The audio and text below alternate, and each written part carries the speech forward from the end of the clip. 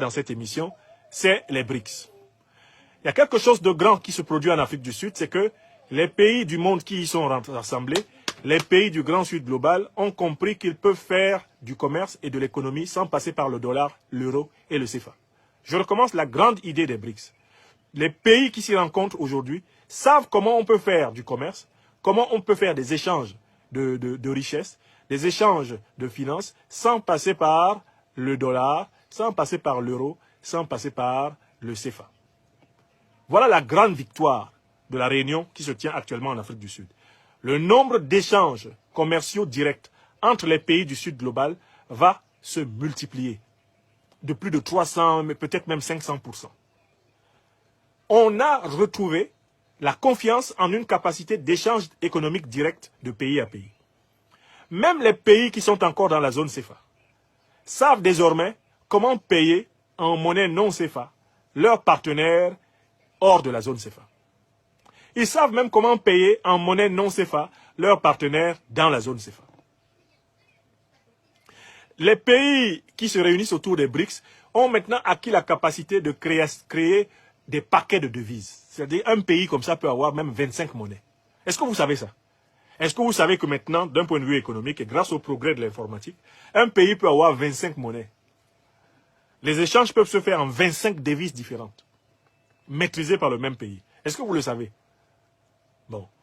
Alors, l'une des choses que le sommet des BRICS est en train de faciliter, c'est l'harmonisation de ces paquets de devises, l'harmonisation de ces systèmes d'échange financiers, de ces systèmes d'échange monétaire, de ces systèmes d'échange bancaire, d'échanges commerciaux. Il y a une accélération extraordinaire. Les hommes d'affaires vont pouvoir vendre et acheter sans passer par les crédits des banques CFA, des banques euros et des banques dollars. Ça, c'est la première chose.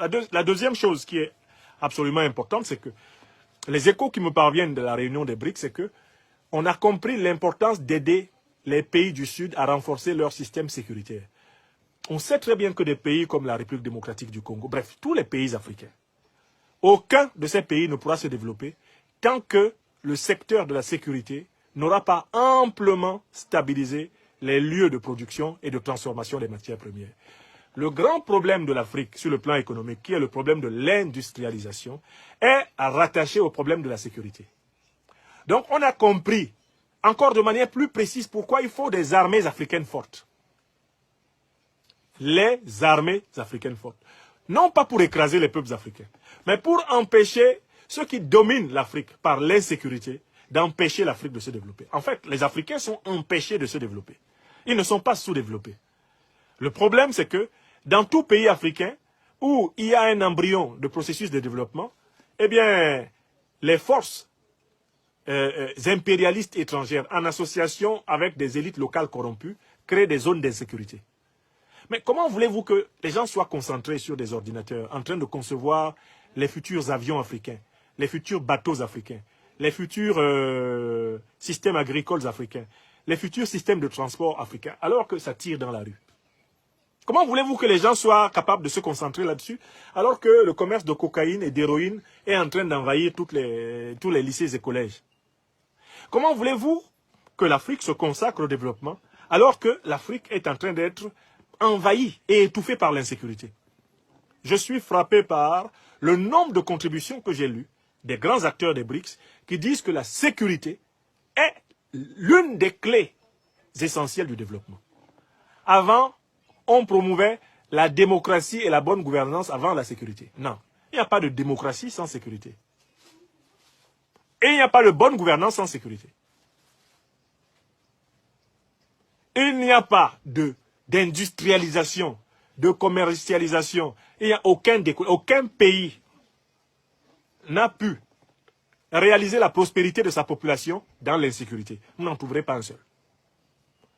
Donc la sécurité est une priorité parce que c'est même la condition pour protéger nos chercheurs, protéger nos penseurs en Afrique, protéger nos politiques en Afrique, protéger nos enfants qui vont à l'école. La sécurité, c'est la prunelle de nos yeux. Et c'est parce que nous avons perdu en puissance qu'on s'est mis à penser que la sagesse africaine ne valait rien. Ceux qui pensent que la sagesse africaine ne vaut rien, le pensent parce qu'ils ne voient pas les Africains détenteurs de bombes atomiques.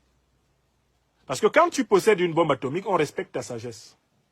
On sait que cette sagesse n'est pas un déguisement de l'impuissance. Ce n'est pas un déguisement de la faiblesse. Parce qu'il y a des gens qui sont sages quand ils sont rien. Dès qu'ils ont quelque chose, ils perdent toute sagesse. La véritable sagesse a besoin en permanence de la maîtrise de la puissance. La sagesse, ça marche avec la puissance. Et ça marche avec l'amour de tout ce qui est beau et grand, de tout ce qui élève l'homme. On a pendant trop longtemps sacrifié la puissance. Recherché une sagesse sans puissance. Mais une sagesse impuissante, c'est une sagesse balayée. On a recherché la beauté, mais la beauté sans justement le socle que procure la puissance et la sécurité. Les Africains au Congo organisent des concours de beauté. Mais à tout moment, on attaque Kinshasa et on fait 200 morts, 300 morts, 3000 morts. Même les concours de sécurité, les sapologues de Kinshasa ou de Brazzaville ont besoin que Kinshasa et Brazzaville soient des villes sécurisées. Pour chanter la rumba dans tout le grand territoire du Congo, il faut la sécurité. Pour pouvoir tenir des concerts tranquillement à Goma, à Bukavu, tenir des concerts à Lubumbashi, il faut la sécurité. Même les grands artistes congolais doivent demander comme une priorité la construction d'une armée congolaise puissante. C'est la condition de tout. Je ne dis pas le tout sécuritaire, mais je dis le d'abord. Rien ne nous sera possible si nous n'avons pas la sécurité. Donc nous devons investir dessus.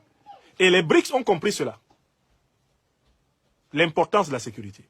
Et enfin, troisième idée très forte qui est en train de s'imposer dans les débats des BRICS, mais la fécondité des valeurs traditionnelles africaines. Il faut arrêter de donner à l'Afrique des objectifs extérieurs à sa tradition, à sa civilisation. Les Africains ne sont pas là pour courir après la démocratie. Ils ne sont pas là pour courir après les droits de l'homme. Quel homme? Karl Marx a écrit un très beau texte. Il dit, vous parlez des droits de l'homme, mais de quel homme? Le milliardaire ou le prolétaire? Un prolétaire a-t-il les mêmes droits qu'un milliardaire? Pourtant, on veut faire une déclaration universelle des droits de l'homme qui serait, nous dit-on, vraie pour le milliardaire et pour le prolétaire. Depuis quand le pot de terre et le pot de fer ont les mêmes droits? Depuis quand le pot de fer et le prolétaire? Toi-même, si on te dit que tu as les mêmes droits qu'un milliardaire, un multimilliardaire, toi-même tu crois? Tu crois, comme on dit chez moi à Douala, tu crois ça? Non, tu n'as pas les mêmes droits que lui. Donc, quelle est la solution? Ce n'est pas de nous mentir en disant aux gens qu'ils auront les mêmes droits que les autres, mais de mettre en place des états de droit qui protègent les plus vulnérables d'entre nous des abus des plus puissants. C'est différent.